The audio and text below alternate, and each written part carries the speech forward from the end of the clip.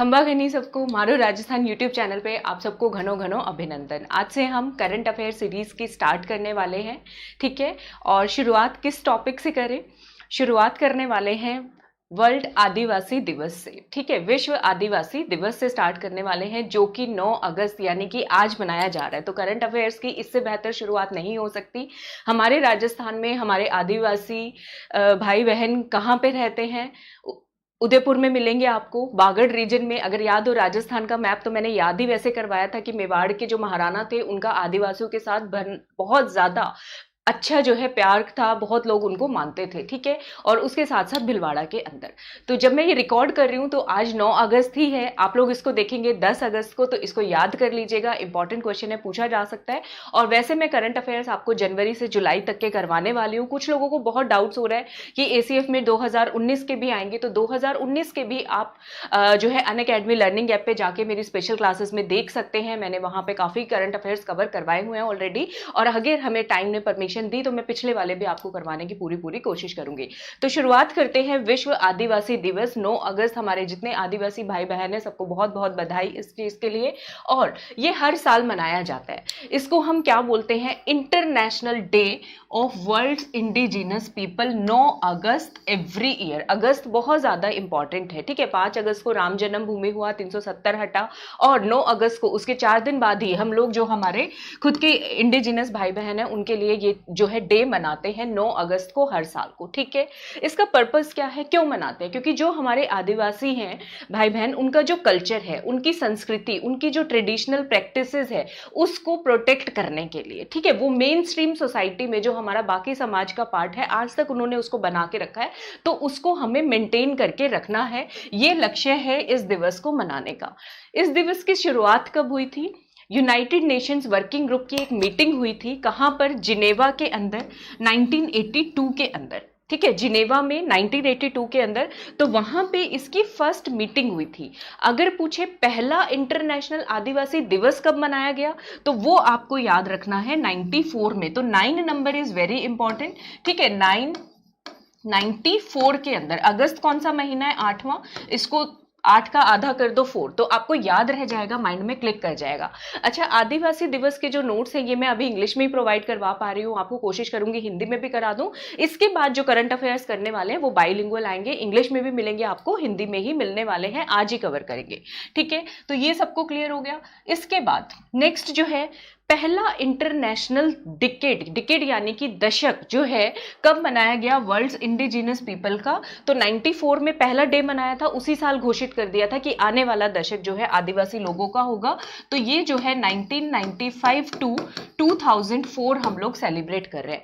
दूसरा दशक कब मनाया गया? इसके अगले ही साल शुरू कर दिया, यानी कि 2005 से 15 तक, और इसको नाम दिया गया अ decade for action and dignity. उनकी जो डिग्निटी है, उनका जो मान सम्मान है, वो हमें बचा के रखना है, ठीक है। क्लियर है सबको?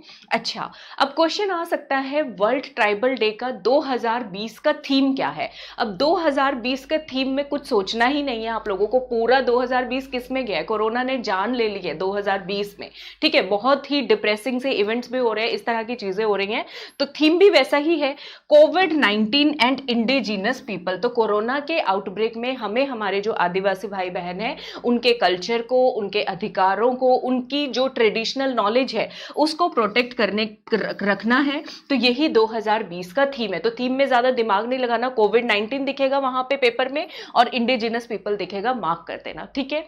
अगर आपको ये करंट अफेयर सीरीज अच्छी लग रही है और डेली आपको नोटिफिकेशंस चाहिए, तो आपको काम क्या करना है? सब्सक्राइब करना है, लाइक सब्सक्राइब और शेयर करना मत भूलिएगा। इसको हर गांव तक जो भी आपके रिलेटिव्स हैं, रहते हैं, सब तक इसको वायरल कर देना, ठीक है। चले, हमारे संविधान की बात करें। हमारे संविधान में थोड़ा सा बेसिक भी जानते हैं, कहाँ पे ये मेंशन्ड है। हमारे संविधान के अंदर इनको शेड्यूल्ड ट्राइब्स कहा जाता है, अनुसूचित जनजाति बोलते हैं। कौन सी अनुसूची में मेंशन है? शेड्यूल नंबर 5 के अंदर मेंशन्ड है, अगर स्टैटिक क्वेश्चन आ जाता है तो, ठीक है। सेंसस 2011 के मुताबिक, ठीक है, हमारे यहाँ पर इंडिया में शेड्यूल्ड ट्राइब्स, अनुसूचित जनजाति की जनसंख्या कितनी है, पॉपुलेशन कितनी है? तो 10.5 करोड़ के आसपास है, 10.43 करोड़। कितना परसेंट बना रहे हैं ये हमारी कंट्री की टोटल जनसंख्या का? 8.6 करोड़, ठीक है। तो संख्या की बात करें तो 10.43 करोड़ है, ठीक है। और वहीं अगर हम बात करें परसेंटेज की, तो परसेंटेज कितना हो जाएगा, 8.6% होने वाला है। याद रख लोगे, ये भारत का सेंसस 2011 की डिटेल्स है। और क्षेत्रफल कितना है, कितने क्षेत्रफल में हमारे जो जनजाति भाई बहन है वो फैले हुए हैं, करीब करीब 15% लैंड एरिया जो है इंडिया में वो ऑक्यूपाइड है किसके द्वारा, ट्राइबल कम्युनिटीज के द्वारा। क्लियर है सबको? अगर स्टैटिक पोर्शन से क्वेश्चन आएगा तब भी आप लोग कर पाएंगे, करंट ओरिएंटेड आएगा तब भी हम लोग इसको बना पाएंगे पेपर में। ठीक है, अब बात करते हैं सबसे ज्यादा आदिवासी कौन सी स्टेट में रहते हैं, मध्य प्रदेश के अंदर रहते हैं। अगर मैं नंबर की बात करूं, ठीक है, मैक्सिमम नंबर, सबसे अधिक संख्या आदिवासी जो हमारी जनजाति है उनकी कहां पर है भारत में, मध्य प्रदेश के अंदर। राजस्थान का कौन सा रैंक है, उसमें 6वें नंबर पे आते हैं हम। ठीक है, कौन से नंबर पे आते हैं, 6th रैंक में आते हैं अगर आदिवासी जो जनजाति हैं उनकी संख्या की बात करें। अगर मैं वही बात करूं परसेंटेज की, अगर अलग अलग राज्य की जनसंख्या देख ले और उस राज्य की जनसंख्या के कितने % लोग आदिवासी हैं, तब ये जो डेटा है वो चेंज हो जाता है, लेकिन जो पहला अक्षर है वो सेम ही रहेगा। यहाँ पे मध्य प्रदेश है। और अगर मैं परसेंटेज की बात करती हूँ, सबसे अधिक प्रतिशत की बात करती हूँ ट्राइब्स की, तो वो मिजोरम में है। फिर हम कहाँ चले जाएंगे, फिर हम जो है नॉर्थ ईस्ट के अंदर आ जाएंगे। ठीक है, ये पॉइंट आपको याद रखना है। यहाँ पे नॉर्थ ईस्ट के अंदर, यहाँ पे मिजोरम के अंदर सबसे अधिक प्रतिशत है। तो क्वेश्चन ध्यान से देखना, पूछा क्या गया है, नंबर पूछा गया है या प्रतिशत पूछा गया है। अगर प्रतिशत की बात करें, राजस्थान का रैंक कितना आएगा, अगर हम कहें राजस्थान की जनसंख्या के कितने लोग आदिवासी है, तो हम जो है 13वें रैंक पर हो जाते हैं, 7 नंबर पीछे हो जाते हैं। कितने रैंक पर हो जाएंगे हम लोग, 13वें रैंक के ऊपर हो जाएंगे। यहां तक पॉइंट क्लियर है। अब अपने राजस्थान में देखें, सबसे ज्यादा आदिवासी कहां रहते हैं, सबसे कम आदिवासी कहां रहते हैं, सबसे अधिक प्रतिशत आदिवासियों का कहां पर है और सबसे कम प्रतिशत आदिवासियों का कहां पर है। तो इसमें कुछ ज्यादा दिमाग नहीं लगाना है हम लोगों को, हमें पता है मेवाड़ के महाराणाओं का आदिवासियों से बहुत अच्छा रिलेशन था। तो ऐसे याद कर लो, बागड़ से जितने आदिवासी थे ना, सब उधर ही पहुंच गए, उदयपुर ही पहुंच गए। तो सबसे ज्यादा जनसंख्या आदिवासियों की राजस्थान में, जनजातियों की कहां पर है, हमारे उदयपुर के अंदर है। और सबसे कम कहां पर है, सबसे कम बीकानेर के अंदर है। सबसे अधिक उदयपुर में और सबसे कम बीकानेर में। अगर मैं प्रतिशत की बात करूं, ठीक है, कि एक जिले की जनसंख्या का सबसे अधिक प्रतिशत जनजाति जनसंख्या कहां पर मिलेगी, तो परसेंटेज की बात करेंगे तो बांसवाड़ा में मिलेगी। कहां पे मिलेगी, बांसवाड़ा के अंदर। ये राजस्थान का मैप है सपोज, ठीक है। तो उदयपुर के अंदर तो सबसे अधिक जनसंख्या है। अगर मैं प्रतिशत की बात करूंगी तो सबसे अधिक बांसवाड़ा के अंदर आ जाएगा। ठीक है, सबसे कम की अगर मैं बात करूं, अब थोड़ा थोड़ा मैप आपको याद होगा, मैंने पूरे 33 जिले याद करवाए हैं। जिस किसी ने नहीं देखे हो तो प्लेलिस्ट में जाना, लर्न विद ट्रिक्स में या बिगनर्स गाइड में मैंने डाल दिया है, वो नक्शा जरूर याद कर लेना। अगर राजस्थान पढ़ना है तो मैप आना जरूरी है। ठीक है, अगर मैं बात करूं सबसे कम जनसंख्या आदिवासियों की कहां पर है, तो वो आपको इधर बीकानेर में मिलेगी। ठीक है, और अगर सबसे कम प्रतिशत की बात करें, नागौर, नाग से मैंने याद करवाया था, तो वो आपको यहां पर नागौर में मिलेगी। ठीक है, तो ये 4 जो है जिले हमें याद करने हैं, क्वेश्चन इनके ऊपर पूछा जा सकता है। क्लियर है सबको? आई थिंक सबको याद हो गया होगा ये पॉइंट। ठीक है, तो क्या क्या पढ़ा है हमने आदिवासियों के 9 अगस्त। थीम क्या है हमारा, थीम है कोविड-19 एंड इंडिजिनस पीपल, उनको हमें प्रोटेक्ट करके रखना है। ठीक है, हर साल मनाया जाता है। पहला 82 में मीटिंग हुआ था, 94 में पहला दिवस ये मनाया गया था। फिर हमने 2 दशक किए, 95 से लेके 2004, 2005 से लेके 2015। फिर हमने देखा पूरे भारत में सबसे अधिक जनजाति कहाँ रहते हैं, मध्य प्रदेश के अंदर। राजस्थान का रैंक कितना है, 13वां। लेकिन अगर मैं प्रतिशत की बात करूं तो सबसे अधिक प्रतिशत बनता है मिजोरम का, और हमारा रैंक कितना आता है, 13वां। फिर हमने बात की राजस्थान में सबसे अधिक आदिवासी कहां पे रहते हैं, उदयपुर में, और सबसे कम कहां पे, बीकानेर में। अगर प्रतिशत की बात करें तो सबसे अधिक प्रतिशत कहां पे मिलेगा आपको, तो बांसवाड़ा के अंदर। और सबसे कम प्रतिशत कहां पे मिलेगा आपको, वो मिलेगा नागौर में। ऐसे टिप्स पे हमें याद होने चाहिए ताकि एग्जाम में क्वेश्चन आए तो 2 चीजों के अंदर संदेह नहीं हो, हमें डाउट नहीं होना चाहिए। अब इस दिन राजस्थान सरकार ने कुछ दिया है आदिवासियों को, कुछ तो बनता है हमारे जनजाति भाई बहनों के लिए। तो हाँ, हमारे जो चीफ मिनिस्टर हैं अशोक गहलोत जी, इन्होंने संडे को ही बहुत सारे 41 प्रोजेक्ट्स की नींव रखी है, फाउंडेशन स्टोन रखा है। तो पूछ सकते हैं कि कितने प्रोजेक्ट्स की नींव रखी है, तो 41 प्रोजेक्ट्स की, 41 परियोजनाओं की नींव रखी है, जिनकी टोटल अमाउंट कितनी होगी, 127.85 करोड़। तो ये याद रख लो, 41 प्रोजेक्ट्स हैं टोटल और 127.85 करोड़ है। ठीक है, कैसे किया आजकल, अब ये जो चीजें हैं हम फॉर्मली तो प्रेजेंट नहीं हो सकते कोरोना के चक्कर में, तो उन्होंने वीडियो कॉन्फ्रेंसिंग से किया है जैसलमेर से। और क्या क्या घोषणाएं की हैं इन्होंने, घोषणा की है 50 बेड का हॉस्पिटल खोला जाएगा, हॉस्टल खोला जाएगा जैसलमेर के अंदर। तो ये क्वेश्चन पूछा जा सकता है कि आदिवासी दिवस पर हमारे मुख्यमंत्री जी ने घोषणा की कि 50 बेड का एक हॉस्टल खोला जाएगा आदिवासियों के लिए, तो वो कहां पे खोला जाएगा, तो ये याद रखना ये जैसलमेर के अंदर खोला जाएगा ताकि वो लोग पढ़ाई कर सके अपनी पूरी। और एक कोचिंग सेंटर खोला जाएगा, कोचिंग सेंटर पूछे तो जोधपुर के अंदर, मतलब कि हम जो है इनका मेन स्ट्रीम सोसाइटी में इनको लाना चाह रहे हैं, तो ये लोग कहां पे क्या चीज खोली जाएगी, तो ये मैप में देख लो, हॉस्टल जो है जैसलमेर के अंदर खोला जाएगा, ठीक है, और जो कोचिंग सेंटर है वो जोधपुर के अंदर खोला जाएगा, ऐसे हमें इसको याद रखना है, ठीक है। फिर ये 28 डेवलपमेंट प्रोजेक्ट की जो कीमत है वो 98 करोड़ है, 13 की 29 करोड़ है, इसमें इतना नहीं जाना, मुझे लग रहा है मेनली यही याद कर लो, 41 प्रोजेक्ट और 127.85 करोड़ की घोषणा जो है वो आदिवासी भाई बहनों के लिए की गई है। आई थिंक ये बहुत इंपॉर्टेंट टॉपिक था, तो मेरा मन था इसको मैं कवर करूं, तो मैंने इसको कवर कर दिया है। अब हम बात करते हैं दूसरे करंट अफेयर्स की, ठीक है। दूसरे करंट अफेयर्स की मेरे बारे में आप सब जानते हैं, मैं डॉक्टर तरुणा वत्स अनअकैडमी प्लस पे लाइव क्लासेस लेती हूँ।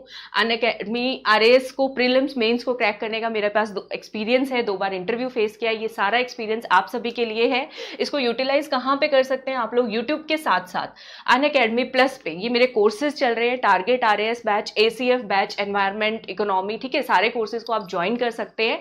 और 10% डिस्काउंट के लिए मेरा रेफरल कोड अभी नया हो गया है, आरएएस क्रैकर, प्लीज आप इसी को यूज कीजिएगा, RAS cracker new referral code है, ठीक है। कोई भी आपको डाउट होता है, क्वेरीज होती हैं, कोई भी पूछना चाहते हैं, मेरे फेसबुक पेज आरएस क्रैकर पे पूछ सकते हैं, यहाँ पे आपको पोस्ट में मेरे टेलीग्राम का लिंक भी मिल जाएगा, और ये मेरा कॉन्टेक्ट नंबर है, यहाँ पे कॉन्टेक्ट नंबर है, यहाँ पे आप सब मुझसे बात कर सकते हैं, कोई डाउट्स हो, कोई क्वेरीज हो प्लस के रिगार्डिंग, तो आप मुझसे पूछ सकते हैं, ठीक है। चले, ये करंट अफेयर्स करते करते कौन आ गए, हनुमान जी संजीवनी उठाते हुए दिख रहे हैं, ठीक है। तो जब संजीवनी शब्द की बात करते हैं तो क्या चीज दिमाग में आती है बताओ, संजीवनी वो क्यों लेने गए थे, इलाज करने के लिए, किसका इलाज करने के लिए, लक्ष्मण जी का इलाज करने के लिए। तो संजीवनी शब्द से क्या सीखे हम सब लोग, हम सीखे कि ये किसी इलाज विलाज की बात हो रही है। एक और सीन दिखाती हूँ मैं आपको, उसको देख के क्या दिमाग में आ रहा है मुझे बताइएगा। ये आप देख रहे हैं महाभारत का सीन चल रहा है, ठीक है, महाभारत का सीन चल रहा है, और ये कौन है जो पूरा दृष्टांत जो हो रहा है उसको देख के स्टोरी सुना रहे हैं। महाभारत में किसको दिव्य दृष्टि प्राप्त थी और उन्होंने वो पूरा का पूरा वृतांत सुनाया था धृतराष्ट्र को, किसको प्राप्त थी, संजय को प्राप्त थी, ठीक है। पूरा वहां से देख के पूरा सिनेरियो बता रहे हैं। तो ये जब सब सारी चीजें उस समय हो सकती थी, तो क्या आज भी पॉसिबल है, कुछ कनेक्शन सोच पा रहे हो, संजीवनी दवाइयों से रिलेटेड, मेडिसिन से रिलेटेड, ठीक है, कुछ औषधि से रिलेटेड है, और संजय जो कि दूर से देखकर वो इलाज करवा पा रहे हैं। हमारे यहाँ पर क्या होता है, कई दफा पेशेंट की हालत बहुत ज्यादा खराब होती है, किसी गांव में मान लो बरसिंहसर में कोई है और वहां पे अच्छा हॉस्पिटल नहीं है, लेकिन हम उसकी काउंसलिंग किसी दूर दराज बैठे डॉक्टर से करवाना चाहते हैं, तो क्या ऐसा पॉसिबल है, हाँ अब ऐसा पॉसिबल है, इंटरनेट का ज़माना है, सारा दिन ज़रूरी नहीं है कि फेसबुक पे बैठ के विदेश में कोई बैठा है उसी से बात करें, इसको यूज़ भी कर सकते हैं अच्छे पर्पज़ के लिए। तो ऐसी ही एक चीज़ आई है ई संजीवनी। ई संजीवनी उसको नाम दिया गया है जिससे डॉक्टर्स आपस में भी एक दूसरे से कंसल्ट कर सकते हैं और डॉक्टर और पेशेंट का, मरीज का इंटरेक्शन भी साथ साथ हो सकता है। तो इससे रिलेटेड एक क्वेश्चन है, पूछती हूँ मैं आप सबसे, आज लाइव तो नहीं हूँ, रिकॉर्डेड सेशन है, तो प्लीज कमेंट में मेंशन कर दीजिएगा। देखते हैं क्वेश्चन, देखते हैं क्या क्वेश्चन है आज का। आज का क्वेश्चन है फ्री मेडिकल टेली कंसल्टेशन। अब इसको आजकल क्या नाम दे दिया, उस टाइम पे दूर संचार, संजय के पास दिव्य दृष्टि से दूर से देख के कर देते थे, आजकल हमने इसको नाम दे दिया है टेली कंसल्टेशन, ठीक है। क्या नाम दे दिया है हम सब ने इसको, टेली कंसल्टेशन सर्विस। ये राजस्थान गवर्नमेंट ने शुरू की है हाल ही में, तो इसका नाम क्या है, इसका नाम क्या है, ई संजीवनी ओपीडी, ई संजीवनी, ई टेलीमेडिसिन और नन ऑफ द अबव। आप आंसर सोच लीजिए, इसका आंसर दीजिए, क्या आंसर बनता है इसका। चले मैं बता देती हूँ आज तो इसका आंसर बनता है ई संजीवनी ओपीडी। आपको याद रखना है, इसके ऊपर क्वेश्चन पूछा जा सकता है। क्या बनेगा? ई संजीवनी ओपीडी। अब आप ये सोचें ई संजीवनी है या ई संजीवनी ओपीडी है, अगर एग्जाम में डाउट नहीं हो आप लोगों को, ठीक है, तो उसका क्या इलाज है? ई संजीवनी से सोच लो, हमारे जो है आदिवासी जनजाति लोग हैं, गांव में बैठे हुए लोग हैं, उनको नहीं समझ में आएगा ई संजीवनी ई क्या कर रहे हो, है ना। तो उनको आसान भाषा में समझाने के लिए ओपीडी सबको पता है कि डॉक्टर बैठा है या नहीं बैठा है, ओपीडी चालू है या बंद है, वो सबको पता है। तो इसलिए याद कर लो कि राजस्थान के अंदर जो चिकित्सा सेवा शुरू की गई है, फ्री सेवा शुरू की गई है, निःशुल्क दूर संचार चिकित्सा सेवा, इसके आगे हमने आम लोगों को समझाने के लिए क्या नाम रख दिया है? ओपीडी नाम दे दिया है। ये मैं सिर्फ आपको याद करने के लिए बता रही हूं ताकि एग्जाम में कंफ्यूजन नहीं हो, ठीक है, एग्जाम में कंफ्यूजन नहीं हो। तो क्या नाम है? ई संजीवनी ओपीडी। याद रखोगे? मजा आ रहा है पढ़ाई करते हुए? बोर तो नहीं हो रहे? बोर नहीं होना है पढ़ाई करते हुए, ठीक है। चलो ठीक है, तो ये इसका वो है। अच्छा, ये क्या राज्य सरकार की योजना है या फिर सेंट्रल सरकार की, केंद्रीय सरकार की योजना है? तो देखो, अगर मैं बात करूं मुख्य रूप से ई संजीवनी जो है वो केंद्र सरकार की योजना है, ठीक है। इसकी टैगलाइन क्या है आपको याद रखना है, ई संजीवनी ओपीडी। टैगलाइन है स्टे होम ओपीडी, घर पर बैठे बैठे ओपीडी का फायदा उठाओ, घर पर बैठे बैठे अपना इलाज पाओ, ठीक है। तो ये है स्वस्थ भारत नेशनल हेल्थ मिशन का ये पार्ट है, ठीक है, इसको हमें याद रखना है नेशनल हेल्थ मिशन के अंदर। अब इसमें स्टेप्स हैं, कैसे आप इस फैसिलिटी का फायदा ले सकते हैं, कैसे आपको पता चलेगा लेना है।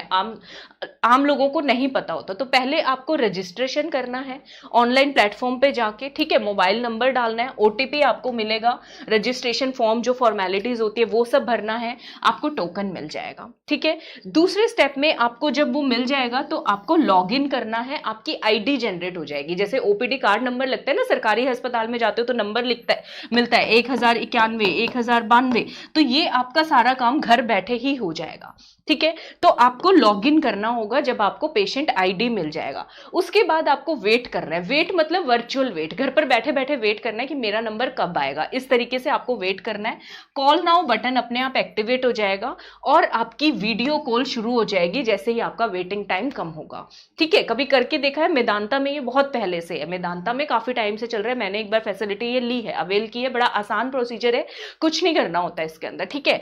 तो वीडियो कॉल आपकी स्टार्ट हो जाएगी, डॉक्टर से आप बात करोगे, अपनी बीमारी बताओगे, वो आपको इलाज बताएंगे, आपको ई प्रिस्क्रिप्शन मिल जाएगा, ठीक है। आपके मोबाइल पे आपका प्रिस्क्रिप्शन आ जाएगा, मेल पे आपका प्रिस्क्रिप्शन आ जाएगा। तो आसान प्रोसेस है। अगर वो एक क्वेश्चन बना के दे दे ई संजीवनी ओपीडी के स्टेप क्या है, तो सबसे पहले रजिस्ट्रेशन, दूसरे नंबर पे टोकन जनरेशन, तीसरे नंबर पे लॉगिन करना है, ये सबको पता है मेरे ख्याल, आजकल के बच्चे तो स्मार्ट हैं, वेटिंग रूम और उसके बाद कंसल्टेशन, ठीक है, ये हो गया।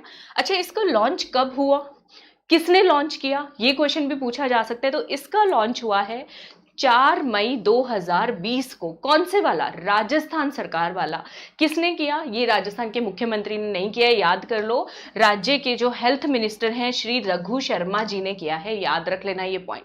वरना हम जितनी मेजर स्कीम पढ़ते हैं सबका उद्घाटन मुख्यमंत्री जी करते हैं, चूंकि ये हेल्थ रिलेटेड जितनी है ना, मोस्टली इसमें हेल्थ मिनिस्टर आपको इन्वॉल्व मिलेंगे। तो ये किसने किया है? श्री रघु शर्मा जी ने किया है 4 मई 2020 को। नाम क्या है? ई संजीवनी ओपीडी नाम है।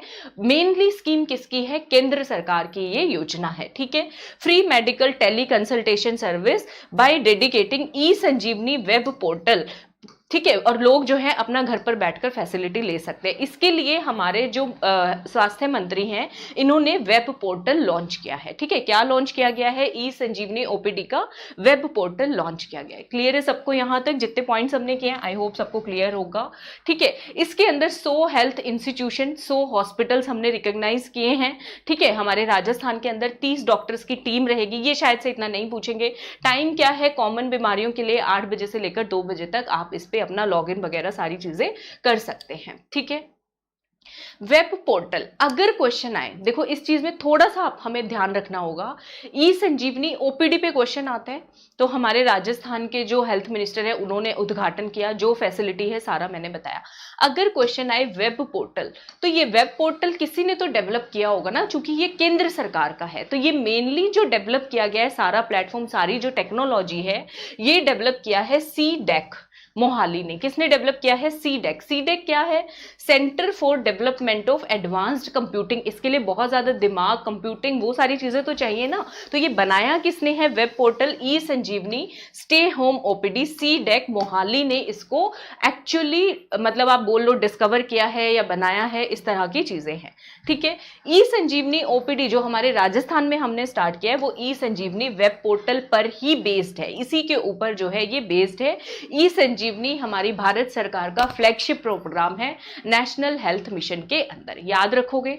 ई संजीवनी पे क्वेश्चन आएगा, ई संजीवनी ओपीडी, कभी भी वो दोनों क्वेश्चन आपको मिक्स करके नहीं देंगे, भारत सरकार और राज्य सरकार अलग अलग ही क्वेश्चन रखेंगे। लेकिन अगर वेब पोर्टल पूछे, वहां पे मेंशन करें वेब पोर्टल किसने विकसित किया है, ठीक है, तो ये क्वेश्चन फिर नहीं लिख के आना राजस्थान सरकार, उसके अंदर सीडेक मोहाली ही हमारा आंसर आएगा। इस पॉइंट को आप लोगों को ध्यान में रखना है।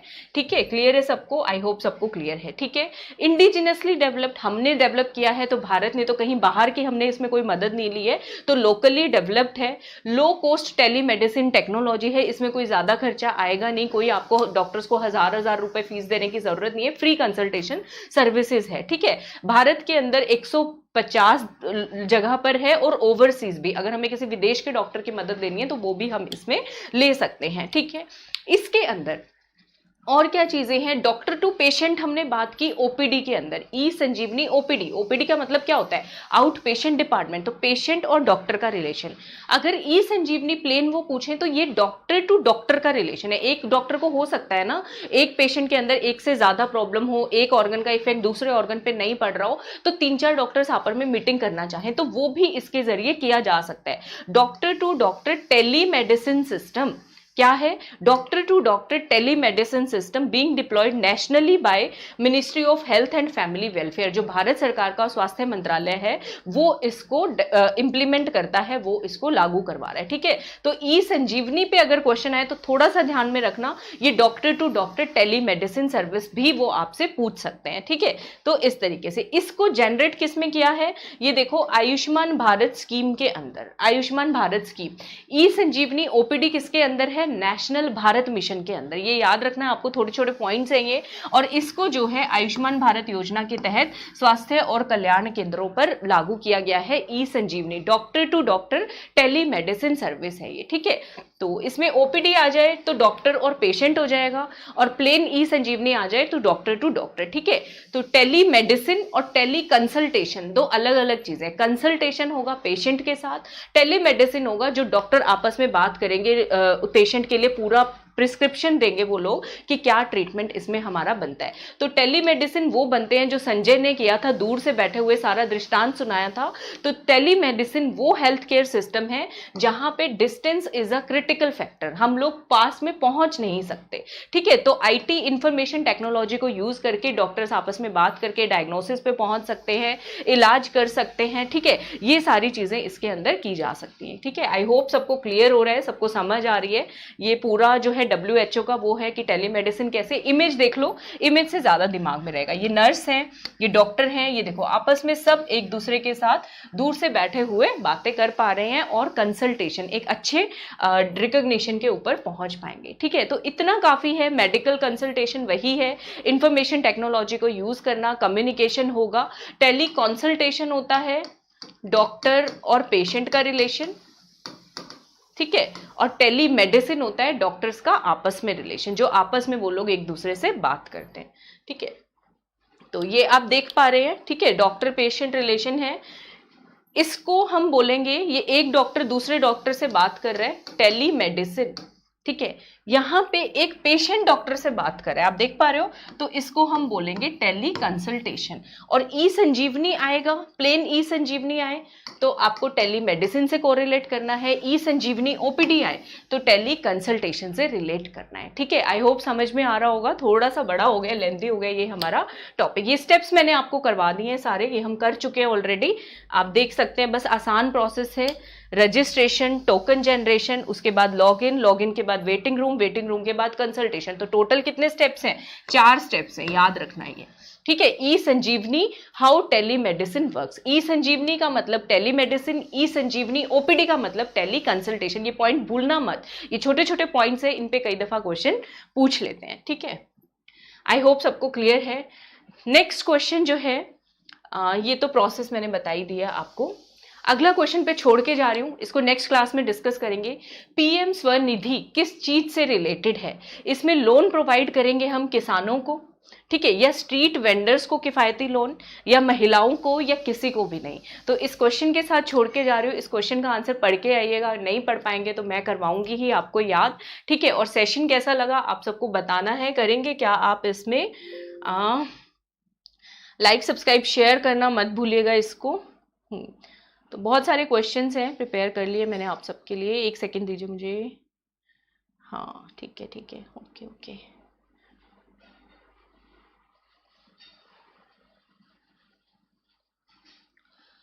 एक सेकेंड।